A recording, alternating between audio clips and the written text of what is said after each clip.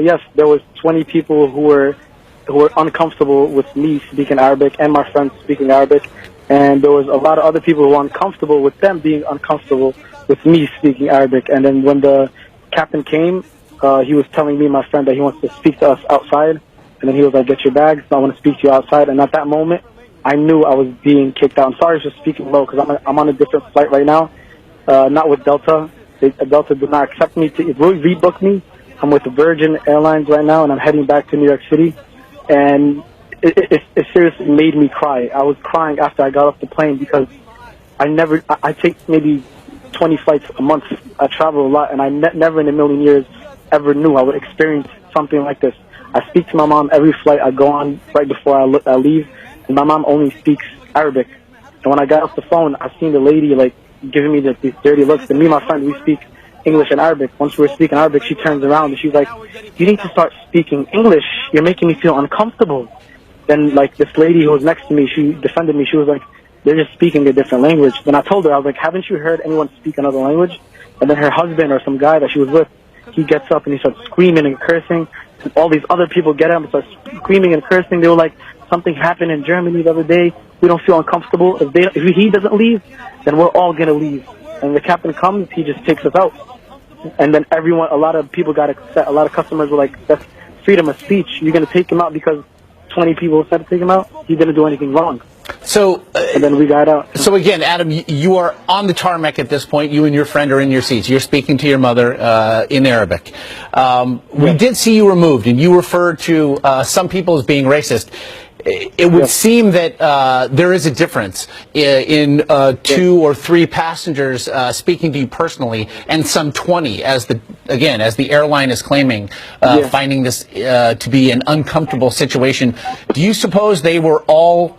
That these more than 20 customers, were they all uncomfortable with your use of Arabic or with the commotion that ensued?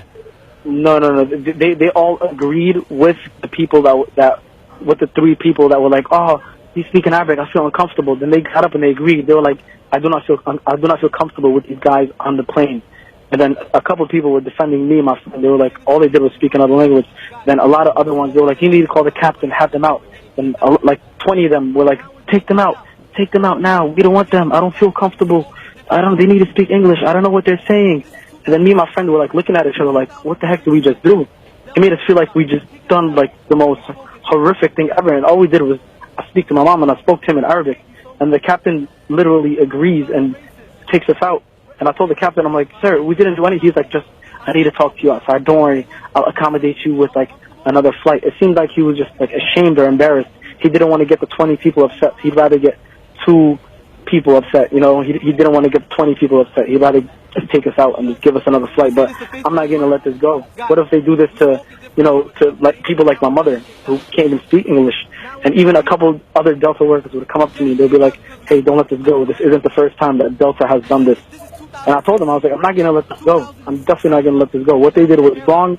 Just because I speak to my mom in every flight. Nothing has ever happened until today." And so, and again, you mentioned you fly some 20 times a month. You also mentioned that passengers were actually discussing, again, the alleged terrorist incident we saw in Berlin. But you have never experienced something such as this from your point of view before?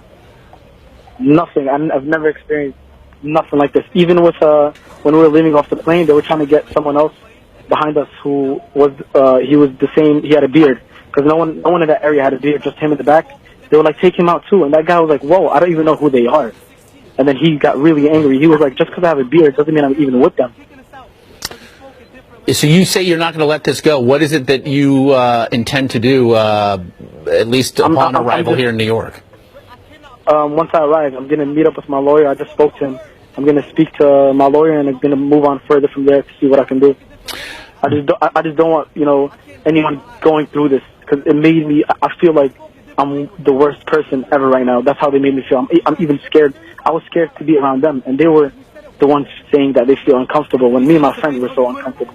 Do you think the racism that you say you experienced here was a reflection of the tenuous times in which we live, or was it something more?